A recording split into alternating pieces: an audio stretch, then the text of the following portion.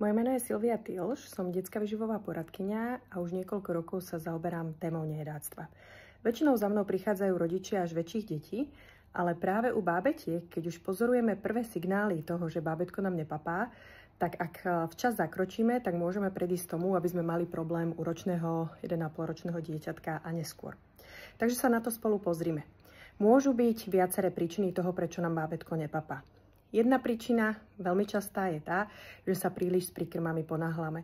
A naozaj to bábätko ešte potrebuje čas, volíme príliš ťažké kombinácie, príliš rýchlo zavádzame alergény. Jednoducho tá postupnosť zavádzania príkrmov nie je v súlade s odporúčaniami.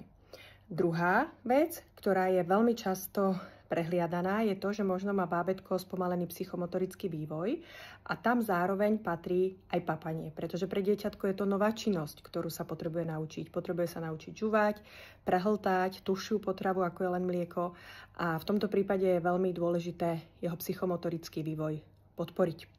A tu prichádza na rád prvá funkčná potravina, ktorou je rybí tuk. Rybí tuk by mala konzumovať kojaca maminka, aby sa dostalo cez mliečko bábätku, alebo ak je bábätko na umelom mliečku, tak v určitý čas zavádzame aj tento rybí tuk. Ale pozor, nie je to hociaký rybí tuk, lebo na trhu toho nájdete viacero, veľa z nich nefunguje, niektoré sú dokonca rizikové a hlavne je otázka, ako dávkovať.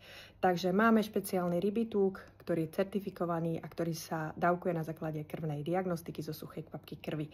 Takže toto je vec, ktorú máte možnosť u mňa absolvovať, stačí sa mi ozvať, všetko vám vysvetlím. Ďalšia vec a veľmi, veľmi častá je nesprávne osídlenie črevného mikrobiomu bábätka určitými mikroorganizmami. Čo na toto vplýva? Vplýva na to už výživa počas tehotenstva, vplýva na to následne pôrod, vplýva na tom obdobie po pôrode, to znamená strava dojčiacej maminky čiastočne, aj keď samozrejme materské mliečko je to najlepšie, čo bábätku môžeme dať, ale dokážeme aj ho vplyvniť osídlenie probiotik a vlastne aj pestrosť prebiotik na základe materského mliečka, alebo teda, čo robíme, pokiaľ bábätko dojčené nie je. Takže zase máme možnosti, ako ten črevný mikrobióm podporiť, pretože umelé mliečko je umelá potravina, chýbajú tam enzymy, sú tam probiotika nie úplne v aktívnej forme a aj kopec iných látok, ktoré nie úplne tomu črevnému mikrobiomu prospievajú. A tu prichádzajú na rád zázračné, hovorím to zámerne, zázračné zelené potraviny, zelený jačmeň a chlorela. Ak máš chuť vypnúť teraz to video, tak to určite nerob, pretože tu nejde o marketing. Tu ide o reálne skúsenosti, 9-ročné skúsenosti v praxi u bábätiek a aj starších detí, či už riešime akýkoľvek problém. Ale dnes sa tu bavíme o nechutenstve. Čo sa deje, keď zaradíme zelené potraviny do jedálnička bábätka? Áno, ak nám bábätko tie príkrmy nechce, tak ich zaraďujeme najprv do mliečka. Čiže buď cez mliečko maminky, pokiaľ dieťatko preferuje dojčenie, alebo do umelého mliečka. Samozrejme, musíte mať čisté, certifikované zelené potraviny a dávkované presne na mieru lekársky školenými poradcami, čo som napríklad ja, alebo niekto z môjho tímu. Čo sa vlastne vtedy deje? Začne sa meniť bakteriálne osídlenie črevnej mikroflóry, ktoré vplýva na chute bábätka a takéto bábätko lepšie potom akceptuje napríklad novú chuť zeleniny, alebo obilniny, alebo ovocia, neskôr mäska a podobne.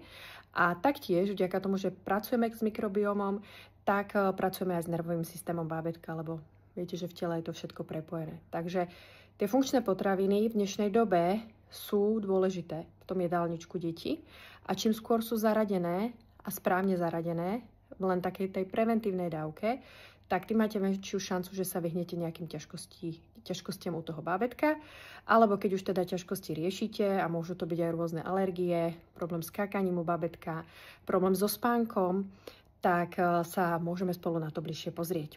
U mňa na stránke www.silviatilš nájdete konzultácie, nájdete tam možnosť 15-minútovej konzultácie zdarma so mnou alebo napríklad s detskou lekárkou Majkou Zelenkovou a môžeme tú vašu situáciu konkrétnu prebrať a navrhnúť vám vlastne konkrétny postup z hľadiska bezpečných a certifikovaných funkčných potravín.